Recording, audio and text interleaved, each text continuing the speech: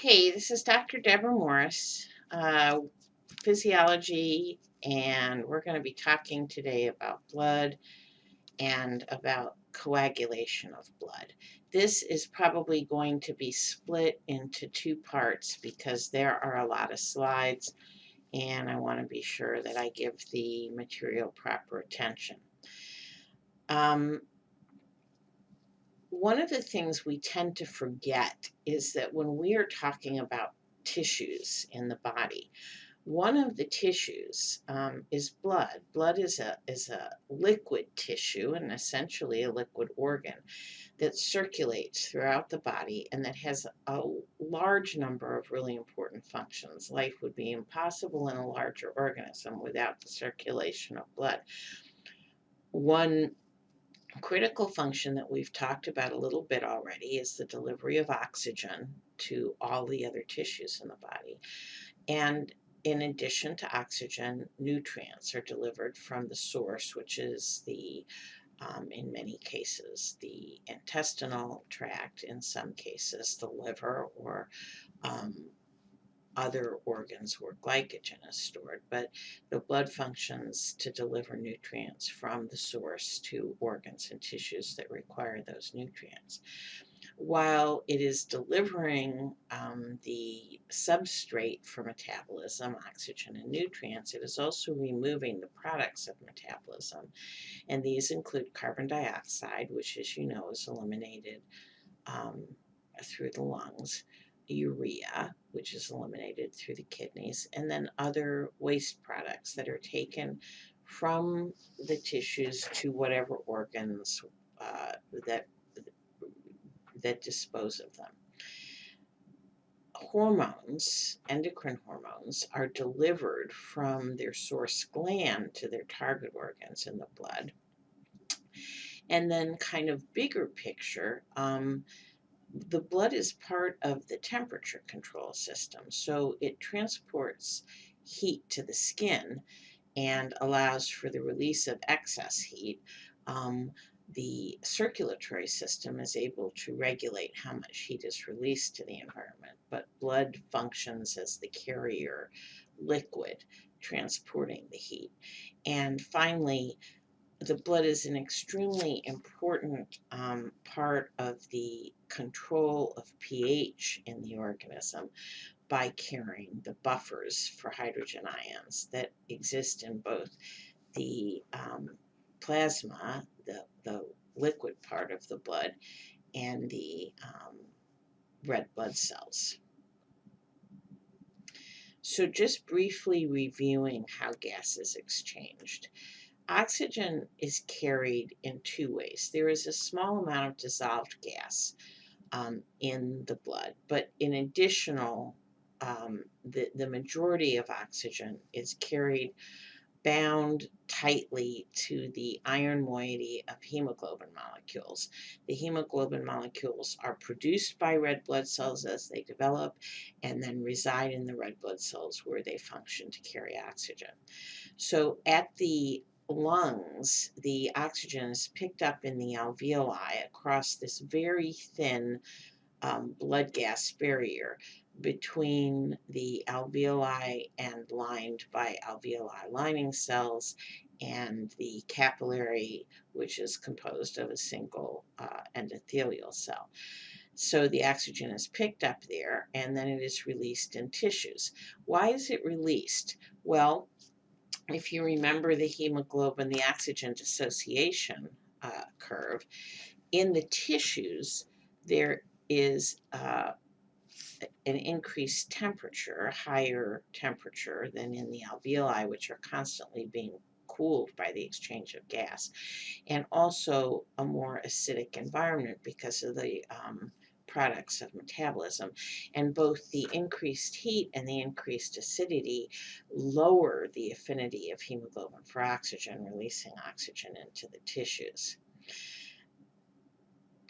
Carbon dioxide is carried in two ways. It's carried as a dissolved gas, and carbon dioxide is much more soluble than oxygen, so more of it can be carried as dissolved gas.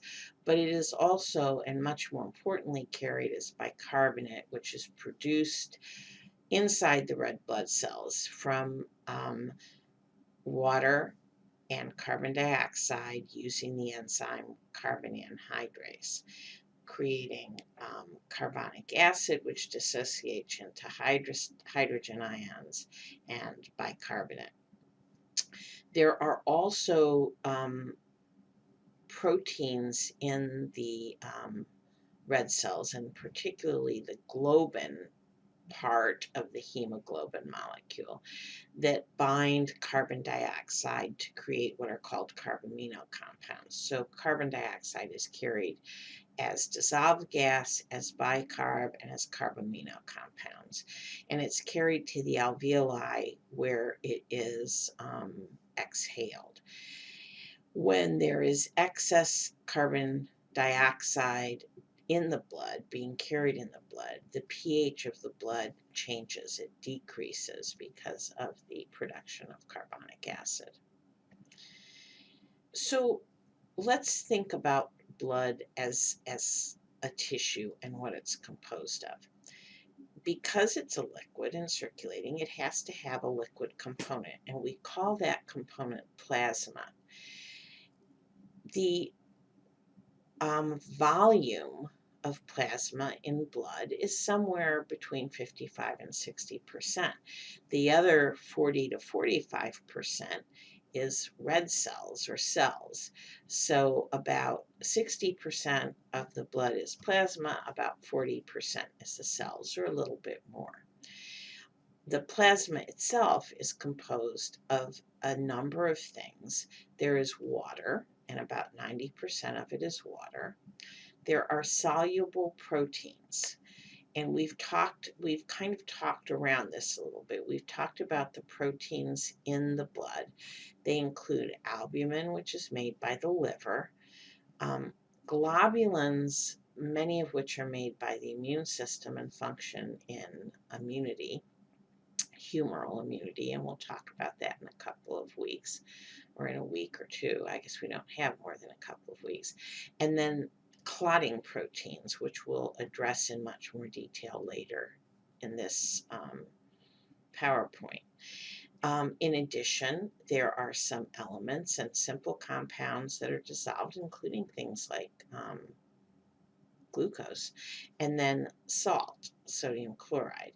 And plasma is made up of about 1%, 0.9% of salt.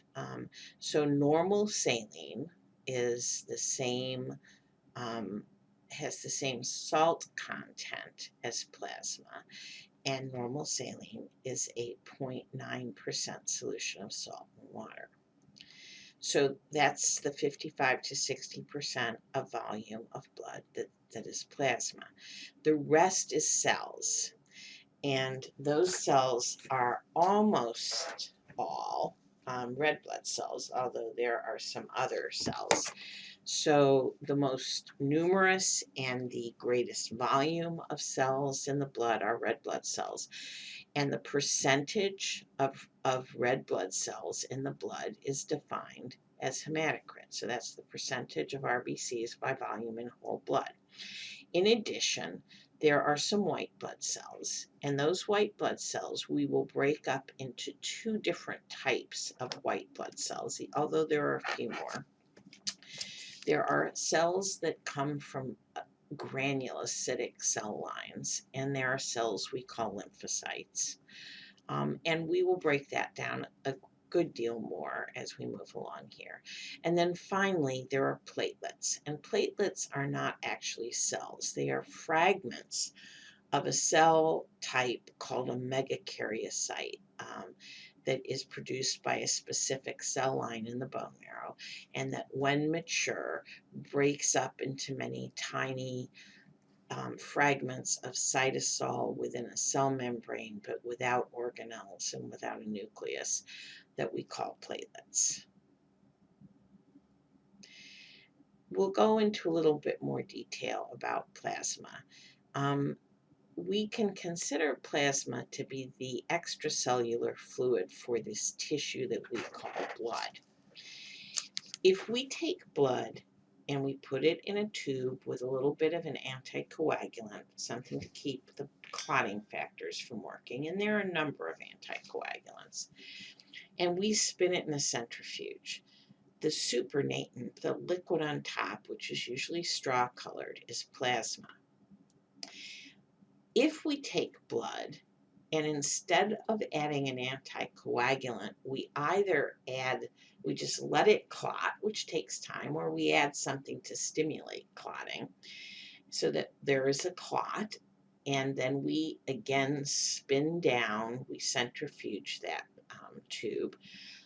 The fluid, the supernatant above the cells, is what we call serum.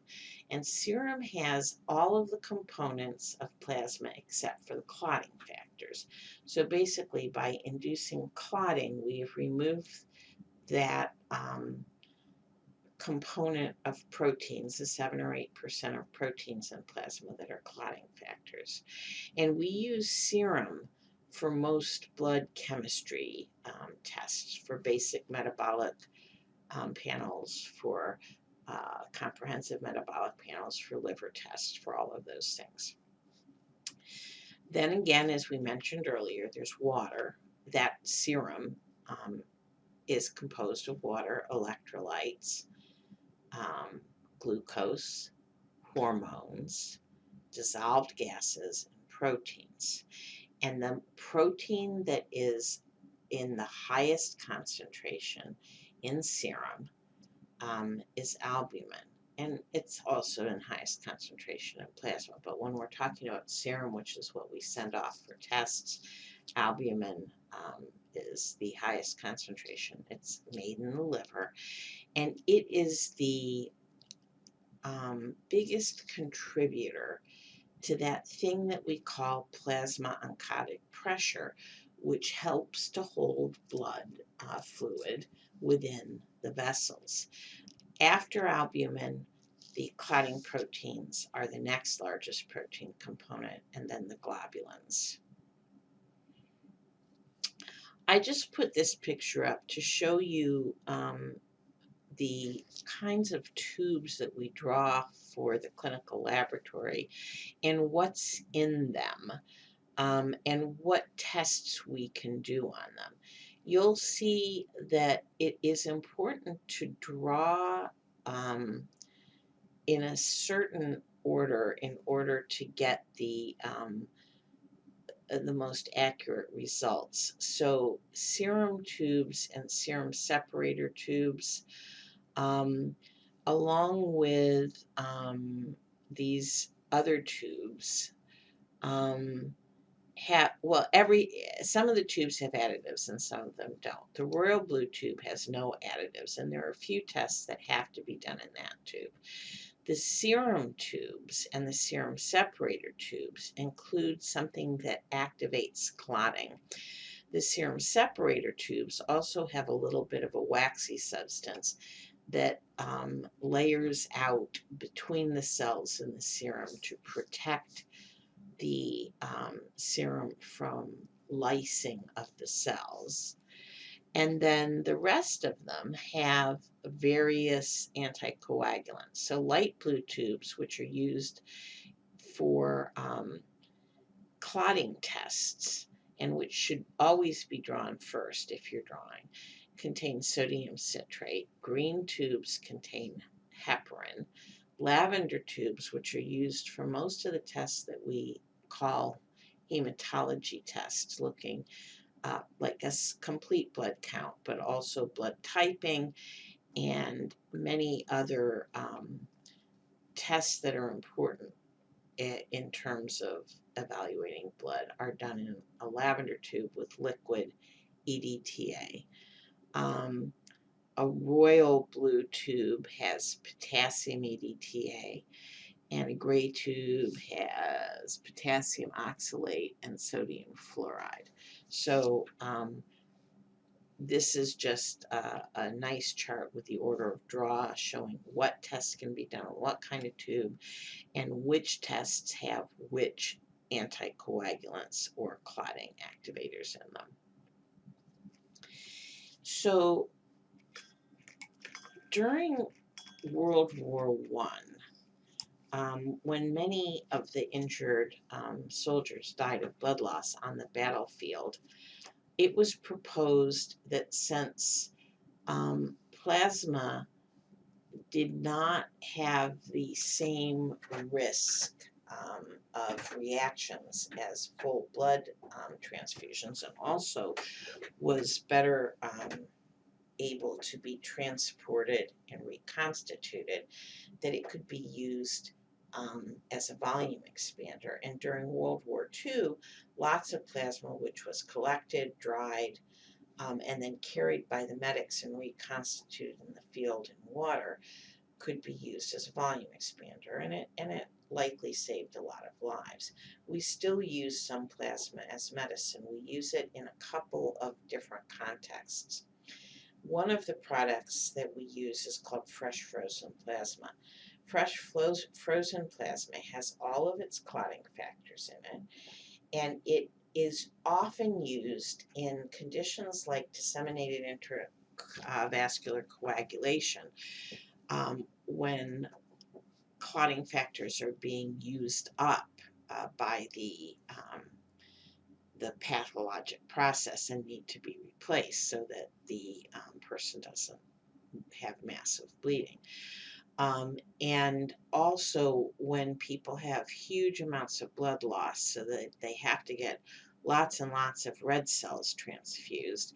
Those red cells have been separated from their plasma and have no clotting factors, so fresh frozen plasma may be administered along with the RBCs to, again, prevent further bleeding.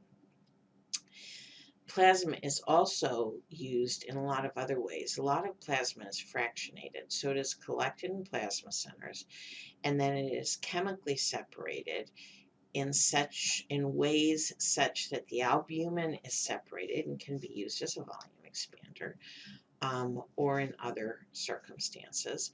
The clotting factors and some of the general immunoglobulins, IgG, and then specific immunoglobulins like tetanus immunoglobulin, they are separated and purified and packaged and used in ways like giving factor VIII to people with hemophilia A when they have a bleeding crisis, or giving tetanus immunoglobulin or hepatitis B immunoglobulin to somebody who has had an exposure to the pathogen and isn't current on immunization, to provide passive immunity. And then finally, sometimes plasmapheresis is used to exchange plasma. So in cases where somebody is having a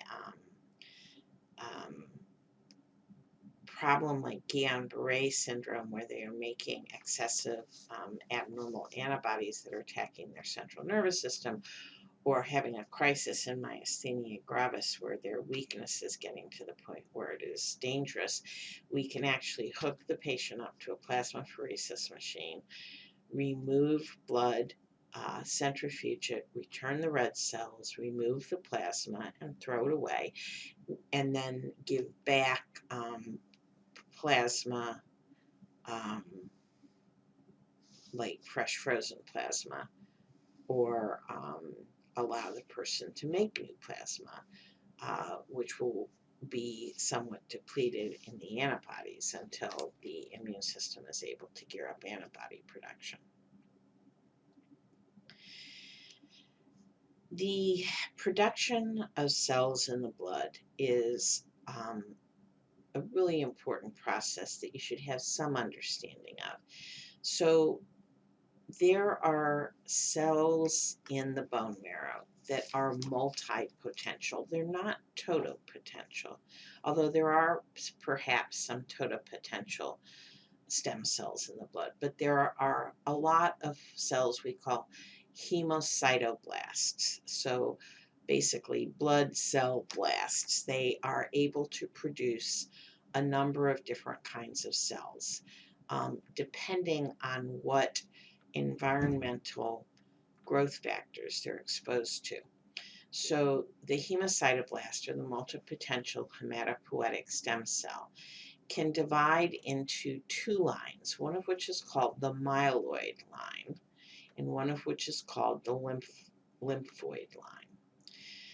The lymphoid line is a little simpler in that it basically results in the production of lymphocytes, which may be either B lymphocytes or T lymphocytes, again, depending upon the growth and maturation factors that the cells are exposed to in their very local environment in the bone marrow. So ILs are interleukins. Many of the rest of these things are specific growth factors. So that's the lymphoid progenitors. The myeloid progenitors can produce either megakaryocytes, which, as you know, ultimately break up into platelets, otherwise known as thrombocytes, erythrocytes, which are the red blood cells that we've talked about a good deal.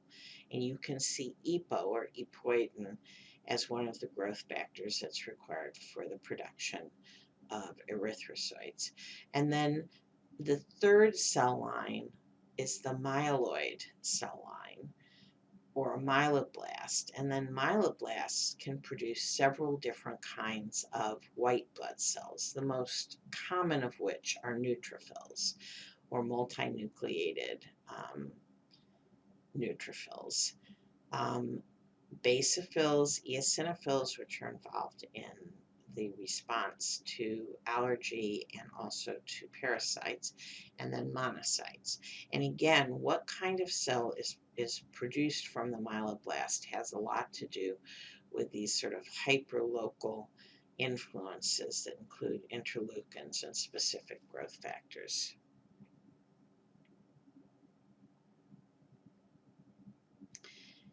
This is a micrograph of bone marrow, and you can see that in the bone marrow there are sheets of cells with big nuclei that stain dark, and those are cells in various stages of development. The ones with the largest nuclei are the least well differentiated, the closer to the common progenitor, the hemocytoblast. These other blobs here are just fatty tissue that's interspersed between the cells. During the development of the embryo, there is very early proliferation of these clusters of cells from the mesenchyme, the middle layer, that begin to form an embryonic circulatory system and early hematopoietic stem cells. Over the course of embryological development, those hematopoietic precursors or stem cells differentiate into the kind of full cell line of hematopoietic precursors. By the 10th week of gestation and through the second trimester, most fetal blood is produced in the liver and the spleen. The bone marrow has not matured to the point of being a site of hematopoiesis. So hematopoiesis during fetal life through the second semester, blood is produced in the liver and spleen. And so those early hematopoietic cells, they proliferate and reproduce so that we have lots and lots of hemocytoblasts, and those hemocytoblasts begin differentiating into the various myeloid and lymphoid cell lines. By the third trimester, the site of hematopoiesis has shifted to the medullary cavities of bones. And that is within the spongy bone as well as to some degree within the cavity of the long bones. And by birth, almost every bone has active bone marrow that's contributing hematopoietic cells and mature hematopoietic cells, red cells and white cells. But there continue to be some totipotent or pluripotential stem cells that remain resting in other organs of the what we call the reticuloendothelial cell system, so in lymph nodes and in the liver and in the spleen. Here we are showing a hematopoietic stem cell or a hemocytoblast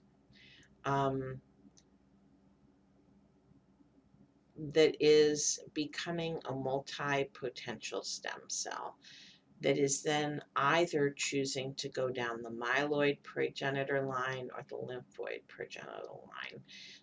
If it goes down the lymphoid progenitor cell line, it produces lymphocytes, and those include B lymphocytes, T lymphocytes, and here we have a third kind called natural killer cells that I didn't mention before. The myeloid progenitor cell line then can become neutrophils, basophils, eosinophils, platelets, or red cells, or monocytes. Let's see here. A stem cell is a cell that can divide to either become more stem cells or to become more differentiated cells. So a stem cell has the capacity to make more stem cells in addition to dividing into these multipotential stem cells and then further differentiating through those cell lines. This is a slightly complicated picture, but the same thing, that we have progenitor cells that can differentiate into either the lymphoblast cell line or the myeloblast cell line, the lymphocytic cell lines, or the white cell myeloid cell lines to create these cells, neutrophils, monocytes, eosinophils, and basophils, or into megakaryocytes or into erythrocytes. The proliferation and differentiation of these hematopoietic stem cells is under the influence of a large number of hematopoietic growth factors that are present in the bone marrow and in the reticuloendothelial system. If you look under the microscope, hematopoietic stem cells look like big lymphocytes. They're roundish, they have a large nucleus, and they look like an immature lymphocyte. We can identify them by under microscopy by typing with monoclonal antibodies that are hooked to specific dyes, which identify those cells by the presence of surface cell markers. And I just found lots of repetitious ways to show you that those pluripotent stem cells basically differentiate into lymphoid stem cells or myeloid stem cells. Now, during the course of erythropoiesis, the production of red cells, there is a balance, a kind of homeostatic state in which production and destruction of red cells is quite constant. There are a number of growth factors that include the endocrine hormone epoidin that's made in the kidney and some paracrines that are acting locally that contribute to this balance. And that balance is really important. So there is a cell in the bone marrow that is a recognizable erythroid precursor. It is differentiated from a myeloid precursor. It's a large blue staining cell that has a big rounded nucleus, ribosomes, mitochondria, and Golgi apparatus, and that is specialized for hemoglobin production. A mature RBC is actually technically not a complete cell because it lacks a nucleus. The nucleus has been extruded. This 20 micrometer cell, by the time it becomes a final red blood cell, erythrocyte, is only about 7 microns. It's a disc, it is biconcave, and it is deformable. It is able to kind of stretch and bend, which allows it to work its way through very tiny capillaries. The cells just before mature RBCs are called reticulocytes, and they're just a little bit bigger. There is a volume of red blood cells that we call the mean corpuscular volume, or MCV, and the normal range of MCV, or mean corpuscular volume, is little. It's about just under 100 femtoliters. Because it's a biconcave disc, you can imagine that there's room in there. It's excess membrane. It's not a globe, it is flat, but that allows the cell to deform without rupturing. Men tend to have a slightly higher content of cells. They have about 5 million RBCs per cc, or cubic milliliter, per c, not cc, but cm. And women have about not quite 5 million RBCs per cubic milliliter. And they live about 4 months, so 120 days.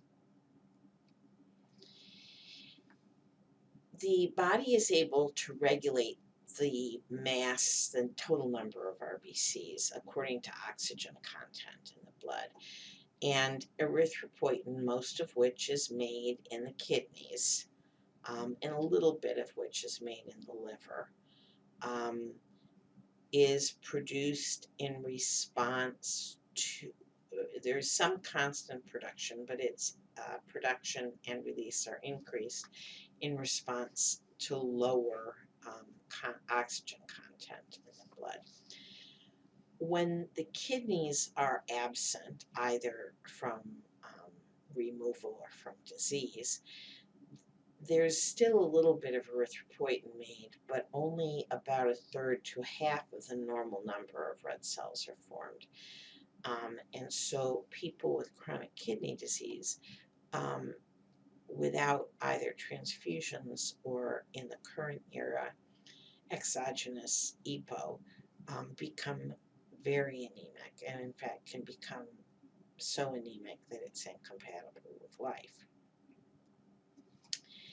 The final maturation of red blood cells is dependent on vitamin B12, or cobalamin, and folic acid. They're both super important to DNA synthesis. And when they are not available in adequate amounts, the cells in that erythroid line tend not to mature properly, so that they're a little bit bigger than normal. They they don't necessarily have enough hemoglobin, so that they don't carry oxygen well. They are irregularly shaped. They are not this nice, neat little dish-shaped biconcave disc, so that they are less deformable and more prone to rupture. And so the lack of either vitamin B12 and or folic acid causes a kind of anemia that we can call megaloblastic anemia. So fewer red blood cells, larger than usual, poor oxygen carrying capacity. So the early precursor cell slowly matures, and as it matures, its nucleus gets bigger, but then it starts becoming smaller, and as hemoglobin begins to be produced, it becomes more red or more eosinophilic. There are proteins other than hemoglobin which stain blue, so you get this cytoplasm that may show more than one color. But over time, as hemoglobin synthesis continues, the cytoplasm becomes entirely eosinophilic. At late stages of maturation, there's lots of hemoglobin. The mitochondria are starting to degenerate. And the ribosomes are starting to degenerate, and the nucleus becomes very small and dense, and then finally is extruded.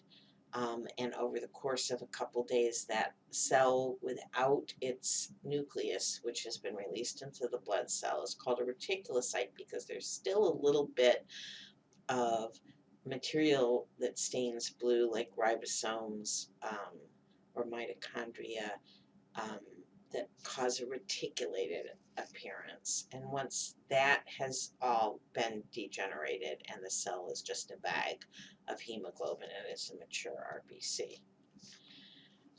So the differentiation from a basophilic erythroblast to a mature erythrocyte takes about a week. When the cell gets old and has become perhaps somewhat damaged or has become stiffer and less deformable and senescent, those cells are removed by the spleen. And as you know, the heme is broken down. So here are just some pictures showing you a proerythroblast, a basophilic normoblast or erythroblast with a big nucleus and base of blue staining cytoplasm, a polychromatic normoblast where we're starting to get some staining, red staining from the production of hemoglobin along with some blue staining, so it's polychromatic. Finally, a reticulocyte where the nucleus is gone. Here we have the nucleus in a mature cell.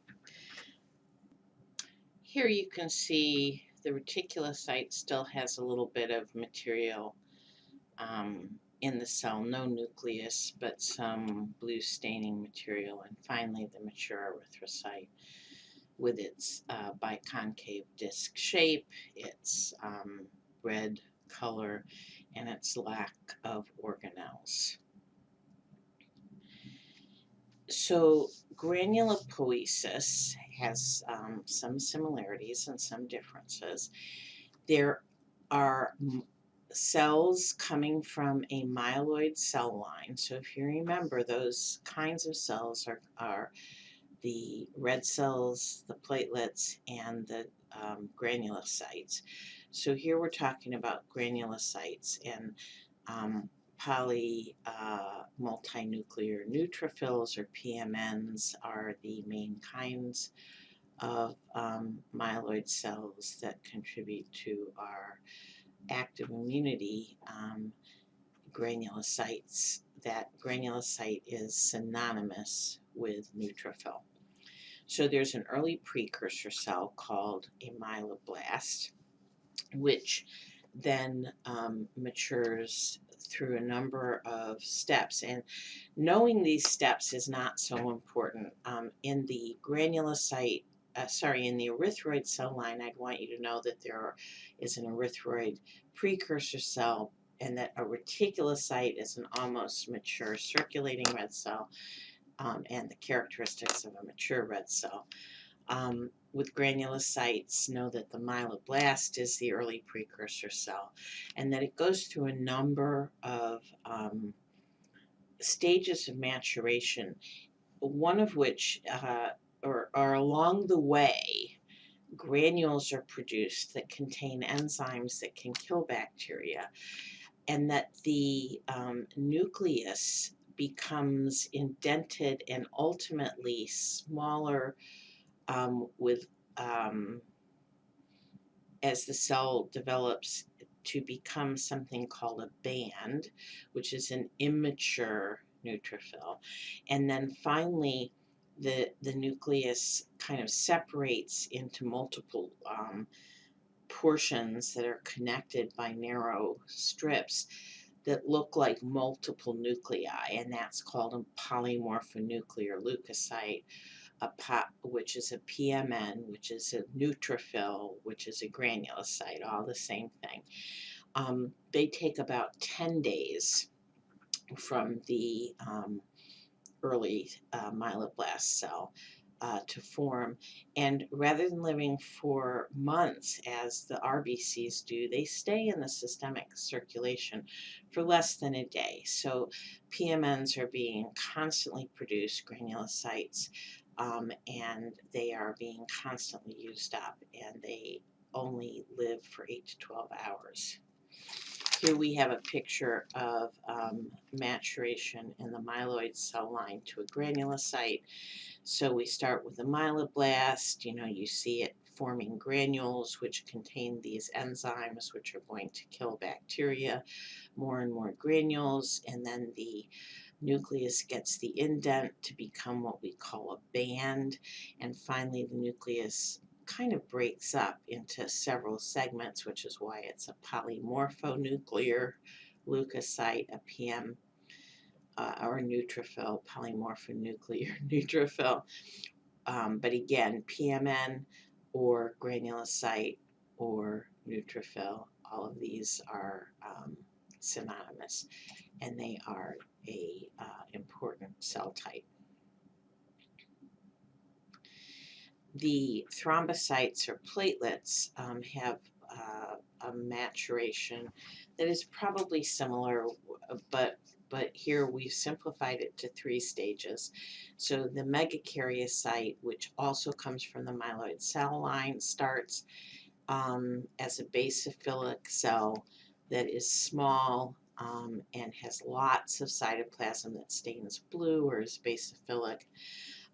It becomes granular and the nucleus changes shape, and then finally it's a megakaryocyte, which is a very large cell with a lot of nuclei, a lot of cytoplasm that's granular, and then the platelets are formed by shedding, by little bulges, polyps coming off of the megakaryocyte and pinching off and becoming platelets, mature platelets. Here we have a diagram from an article from, I think, Nature, showing the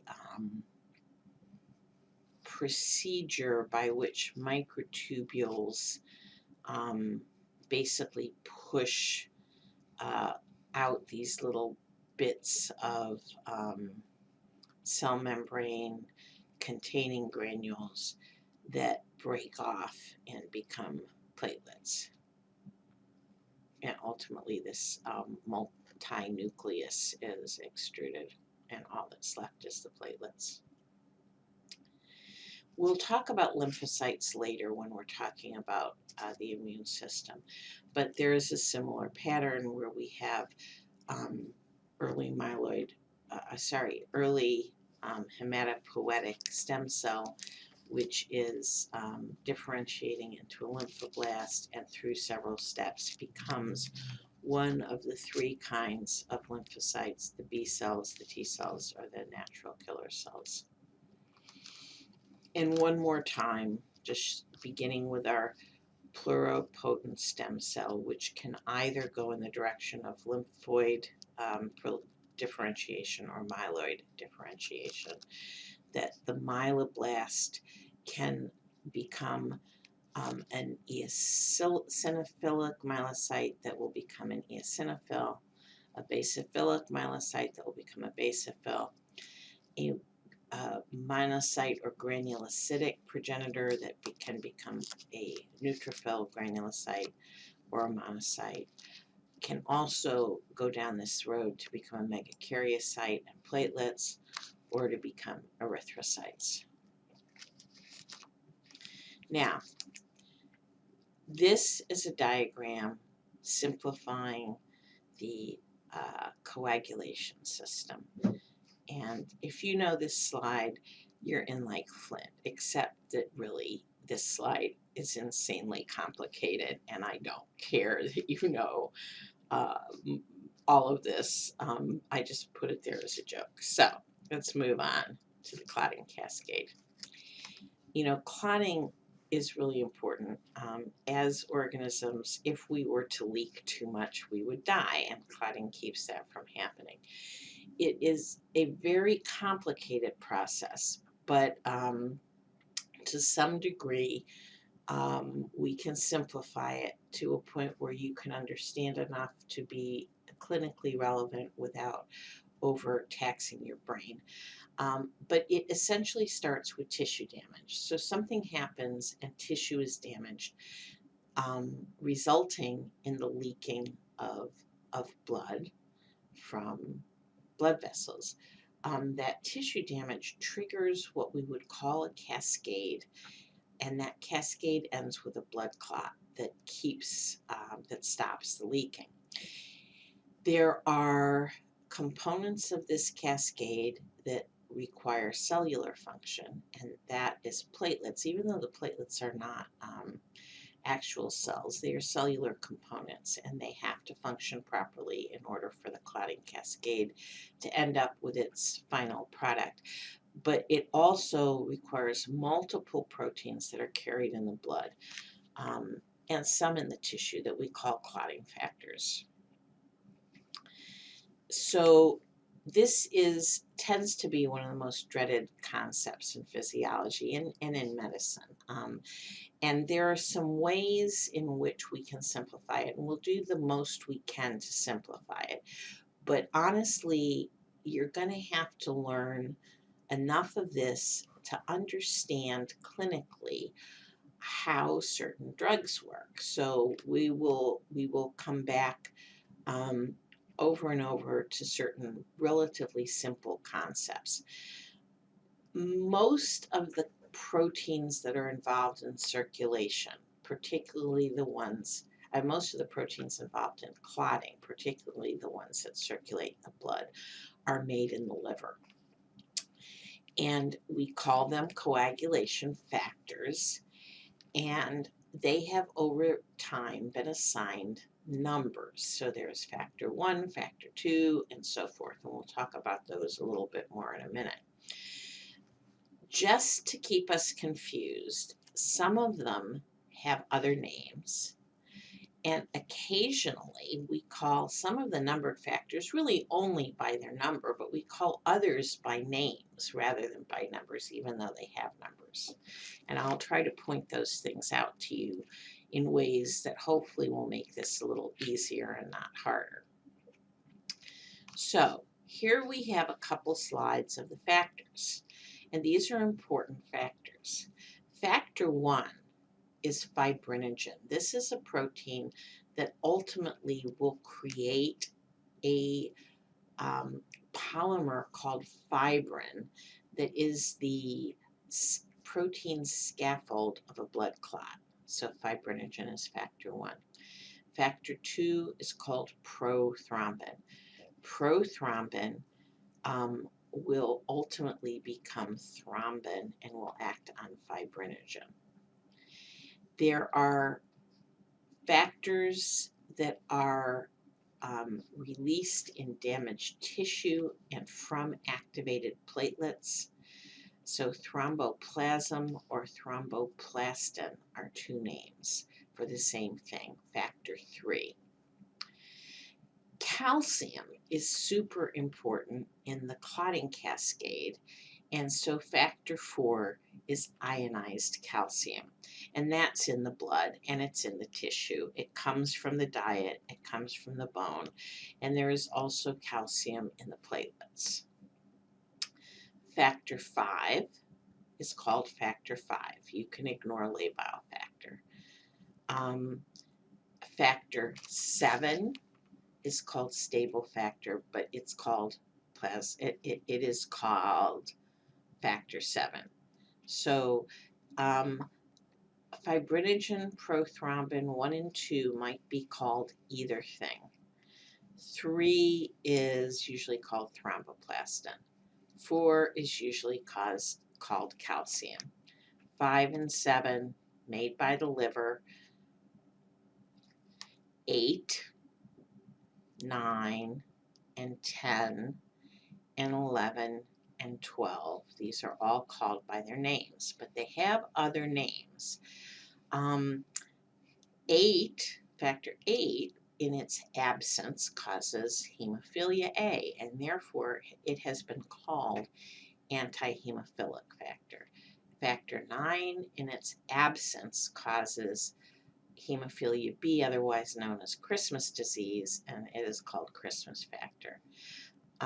You can pretty much ignore these names and go factor 5, factor 7, factor 8, factor 9, factor 10, factor 11, and factor 12. And then factor 13, which becomes somewhat less important, but helps to stabilize the fibrin clot. So when factors are absent, and the most common factor deficiency diseases are genetic disorders, hemophilia A and hemophilia B. Hemophilia A being a deficiency in factor 8 and hemophilia B being a deficiency of factor 9. And both of those are called hemophilia. They can result in abnormal bleeding, and that bleeding can threaten life and can also cause severe disability. In hemophilia A, it is common to have bleeding into joints, which results in inflammatory processes that end up with severe joint deformities and arthritis. These diseases are treated by replacing the deficient clotting factor with factor that is either derived from fractionated plasma or is synthesized using recombinant techniques. A number of the factors are dependent upon vitamin K, and these are factors that are made in the liver, and the liver uses vitamin K in their production.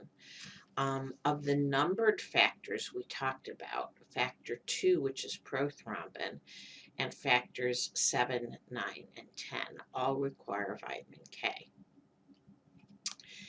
When vitamin K is deficient, and this happens sometimes in a neonate, it can cause bleeding. And in fact, newborns are given vitamin K to prevent vitamin K deficiency bleeding that often results in brain damage. Intracranial bleeding is the most worrisome complication of vitamin K deficiency. The reason you need to know this about vitamin K dependent factors is that the drug we call Coumadin or warfarin is a vitamin K antagonist. It antagonizes vitamin K, prevents the liver from making adequate amounts of these vitamin K dependent factors, and therefore results in prolonged clotting times. It's an anticoagulant in vivo. Protein C and S we'll come to in a little while. Protein C and S are other proteins that are vitamin K dependent, made in the liver, and involved in blood clotting, not in the clotting cascade that we're going to be talking about now. These factors, 7 and 9 particularly, have relatively short half-lives, and it doesn't take long to inhibit them, especially factor 7. So when Coumadin is given, within a day or two, clotting is going to slow down. When Coumadin is removed, it's going to take a while for all of these clotting factors, particularly 2 or prothrombin and 10, to return to their normal amounts. Okay. Now, for the sake of understanding, divide the clotting cascade into what is called the extrinsic pathway, in which there's damage to the tissue outside of the vessel, leading to the release of tissue thromboplastin and causing inactive factor 10 to become activated. And activated factor 10 will cause prothrombin, which, if you remember, is factor 2, to turn into thrombin. And thrombin will act on fibrinogen, which is factor 1, to turn into fibrin. And then factor 13, which stabilizes the fibrin, helps this polymerized protein to form a meshwork, which creates a stable blood clot. So that's the extrinsic pathway. The extrinsic pathway's function is measured by a test called PT, or prothrombin time. The INR, or I think it's international normalized ratio, is a test in which the patient's PT is in a ratio with the standard PT to determine kind of the activity of the extrinsic pathway. And warfarin acts on the extrinsic pathway. And we'll come back to why that is in a minute.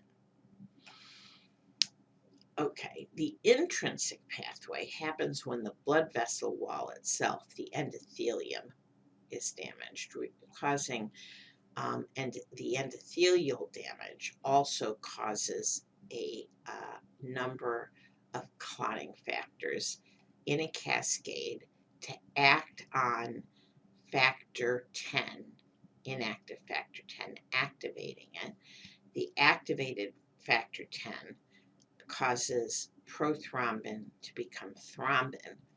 Thrombin acts on fibrinogen to cause the formation of fibrin, which polymerizes and, in the presence of factor 13, stabilizes into a blood clot. The intrinsic pathway function is measured by a test called the activated partial thromboplastin time, and heparin inhibits the intrinsic pathway. So warfarin inhibits the extrinsic pathway, and heparin inhibits the intrinsic pathway. Here they're flipped, okay? But the extrinsic pathway, which is measured by the PT and inhibited by warfarin, is very dependent upon factor 7. So if we go back here, it says tissue thromboplastin. And if we go back here, you see that there is a factor 7 that is made by the liver. Okay, so in the presence of tissue thromboplastin, factor 7 acts on factor 10. Factor 10 acts on factor 5, which acts on factor 2, which acts on factor 1. Okay, so we've added factor 5 in here. Remember that factor 7 was one of those vitamin K dependent factors and that it had a pretty short half-life. So when warfarin is given, factor 7 is rather rapidly going to be depleted, and the extrinsic pathway is going to quit working as well, which will prolong the PT, or the international normalized ratio, INR. The intrinsic pathway, which happens when a blood vessel is disrupted, the endothelium is disrupted, factor 12 acts on factor 11, which acts on factor 9. With factor 8 acts on factor 10, and so forth, to cause the creation of the blood clot. So this is a slightly more detailed picture of this. Okay, and here we have tissue thromboplastin along with factor 7. And here we have this cascade of clotting factors and the intrinsic factor that involves factors 12, 11, 8, 9. So 8, 9, 11, and 12 cascading to cause factor 10 to become activated. And this is the common pathway. So in the coagulation cascade, you have the extrinsic pathway activated by tissue thromboplastin, the intrinsic pathway started by vessel damage. Now, here we have that described in words. So, when tissues are damaged or vessels are damaged, there are substances that are released from cells. In the intrinsic pathway, what starts that cascade is endothelial damage. So it starts this intrinsic clotting cascade where factor 12 activates factor 11, activates factor 9, which with factor 8 activates factor 10 in the common pathway. Factor 5 then causes factor 2, which is prothrombin, to turn into thrombin, which causes fibrinogen, which is factor 1, to turn into fibrin, which polymerizes and forms this matrix for a clot to form.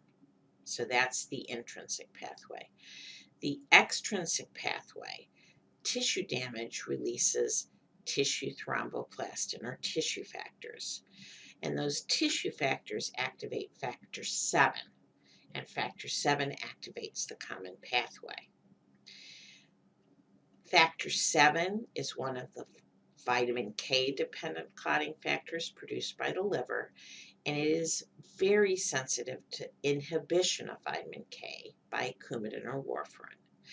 And so we look at this extrinsic pathway when we're treating with the anticoagulant Coumadin to monitor its effect. So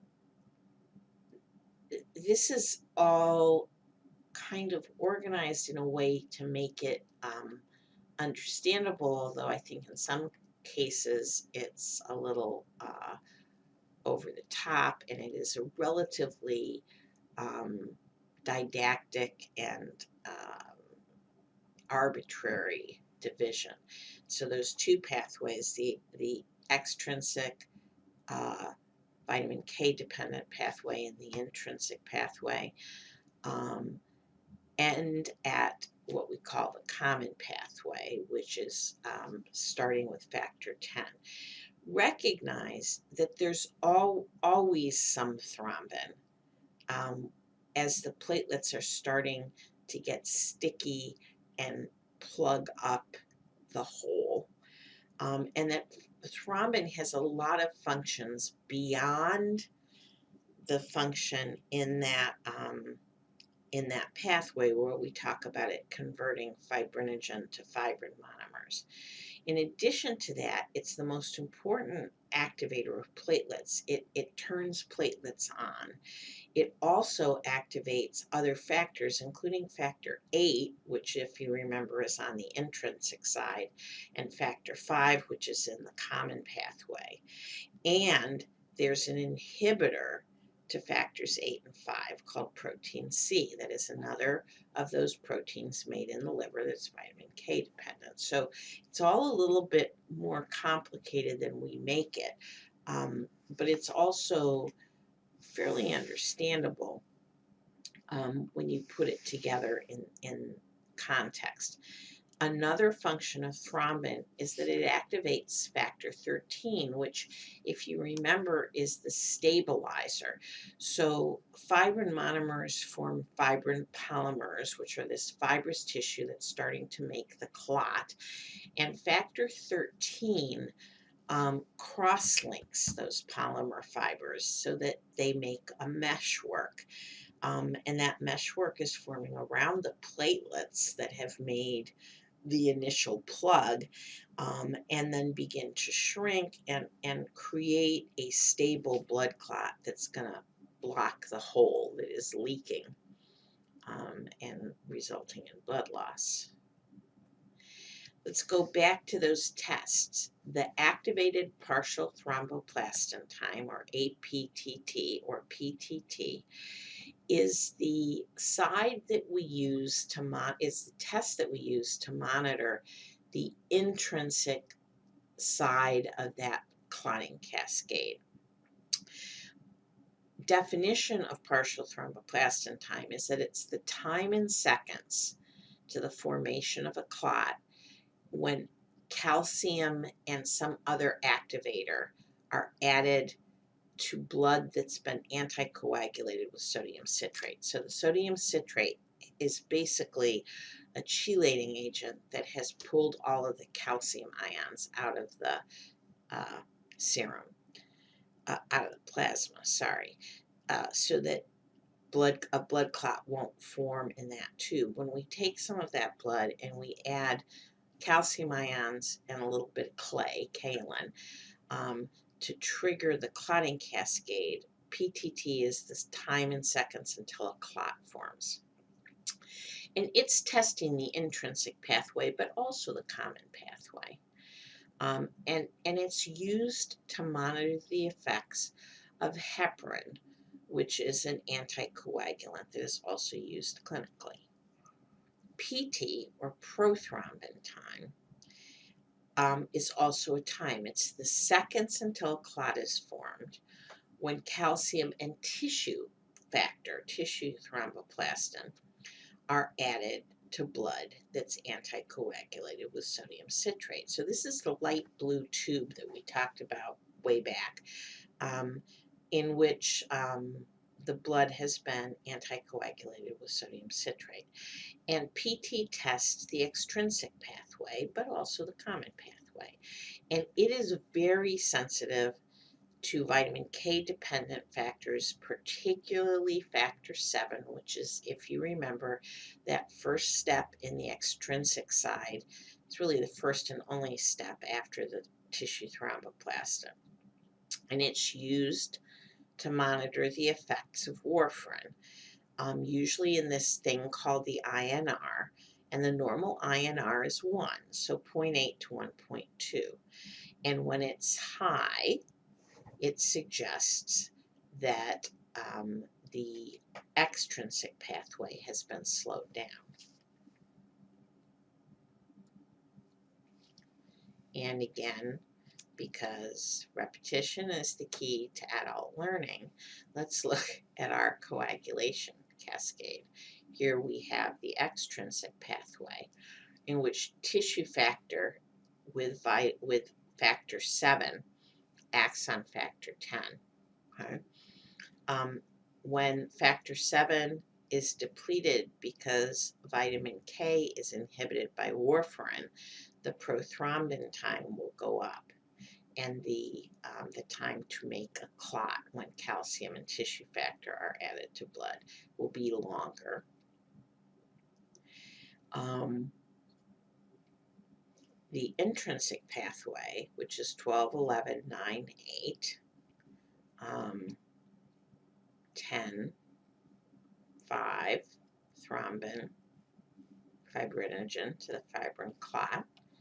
Okay, so the 12, 11, 9, 8 is going to be measured by the activated partial thromboplastin time, PTT or APTT, and that's going to be used to monitor the effects of heparin, which inhibits these factors and prolongs the time to formation of a clot when calcium ions are added to that anticoagulated blood.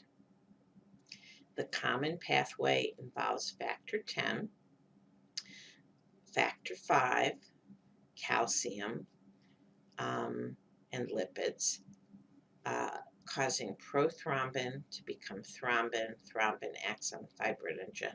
Fibrinogen becomes fibrin. Fibrin monomers form fibrin polymers, which are cross-linked by factor 13 and become a stable clot.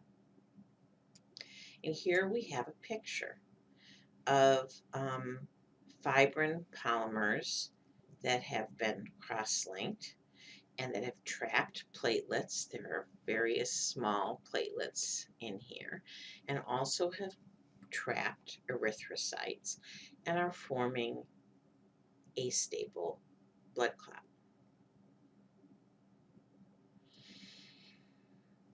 Repetition, the names and the numbers. Remembering that factors 1 and 2 are fibrinogen and prothrombin, and we usually use the names fibrinogen and prothrombin. Factor 3 is tissue thromboplastin, and we usually use the name tissue thromboplastin.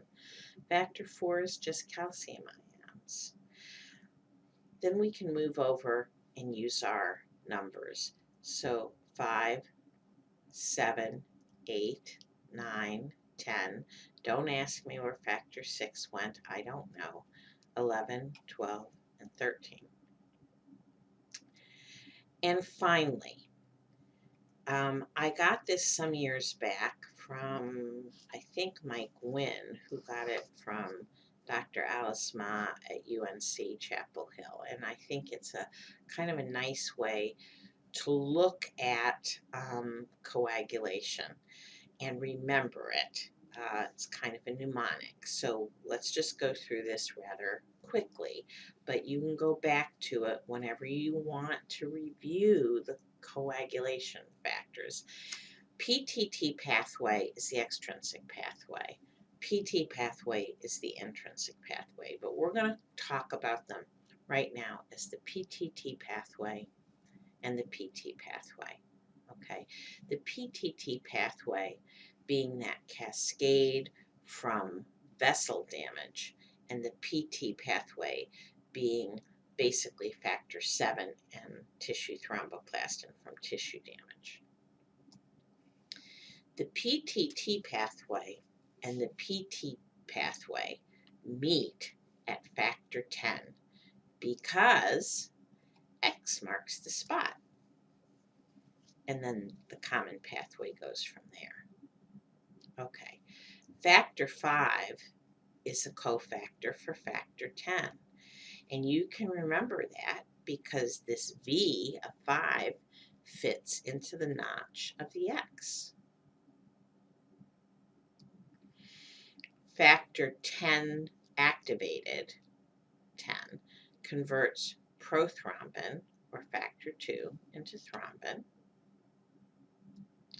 And then thrombin, which has a bunch of functions and is really present from the very beginning of this process as soon as platelets get involved, converts soluble fibrinogen into fibrin and ultimately a polymerized cross-linked fibrin clot.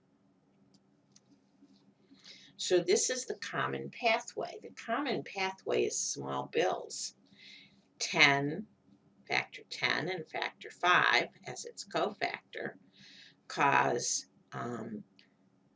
factor 2 to act on factor 1. So it's all of the small bills, remembering that there's a $2 bill. Okay, so all the bills under 20, 10 plus 5, basically together, act on 2, which acts on 1. Now let's look at the extrinsic pathway, which is the PT pathway. Well, PT is shorter than PTT, and PT values are shorter than PTT values because the pathway is shorter. Okay, so there are fewer steps to remember, and so that's lucky. And the lucky PT pathway uses lucky factor 7 to activate factor 10 and start the common pathway with the cofactor of factor 5. So the PTT pathway, short, lucky, factor 7, the PT pathway. The APT pathway, PTT pathway, or the PTT pathway has a ton of awful Roman numerals. So let's think about ways to remember them.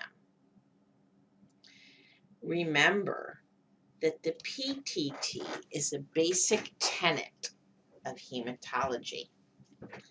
Tenet stands for 12, 11, 9, 8, and 10, which brings us back to that common pathway. So tenet. Okay. When these factors, 10, 5, 2, and 1, in the common pathway, if something happens to those, then the PT and the PTT are both going to be prolonged. When only the PT is prolonged, it's going to be a problem with factor 7 because that'll prolong the PT but not the PTT.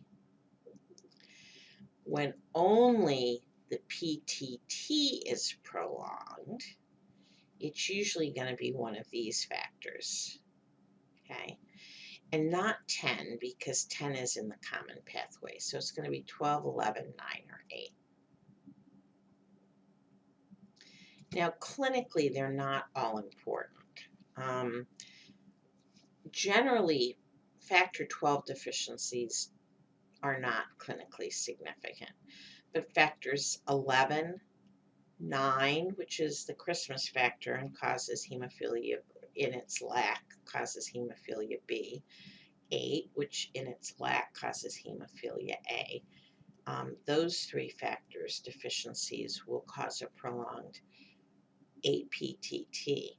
Factor 7 we know about, which in its deficiency often caused by the vitamin K inhibitor, Coumadin, will cause a prolonged PT. And problems with factors 10, 5, or 2 or 1, thrombin or fibrinogen, these are all clinically significant for bleeding. These often become deficient during processes where there's a lot of clotting, like disseminated intravascular coagulation, or DIC. Now, we hadn't really talked much about platelets, but platelets are important also for clot formation, and they serve several functions. They stick to the vessels that are injured. So when a vessel is injured, the platelets will stick to it. They will also stick to each other. So you get adherence to the vascular wall, and then you get aggregation where they're sticking to each other, which plugs the hole. And then they release enzymes and have structures on the membranes that support the clotting cascade and trigger the clotting cascade. So the enzymes that are released are part of what triggers the clotting cascade. And the clotting cascade results in the formation of this fibrin mesh, which is trapping cells, and ultimately a stable clot is the final product. Now, we make clots, but we also have to dissolve clots because a clot can't be a permanent structure. Ultimately, for healing to occur, we also have to have fibrinolysis or removal of fibrin clots. So there's an enzyme in blood called plasmin that counters clotting and starts this process of fibrin breakdown or fibrinolysis. And it has to be present to prevent an overshoot of the clotting cascade. Otherwise, once the clotting cascade starts and platelets are involved and they're releasing enzymes that trigger clotting, you could have real problems if you are overshooting and forming clots beyond what you need to plug the hole.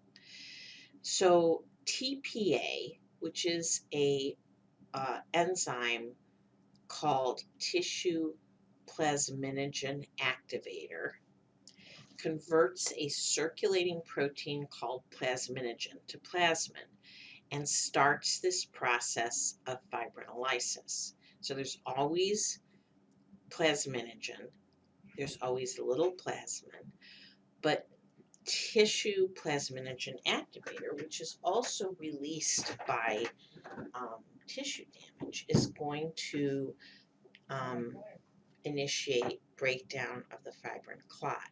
So we use TPA. You've heard of TPA because it's used as a clot buster in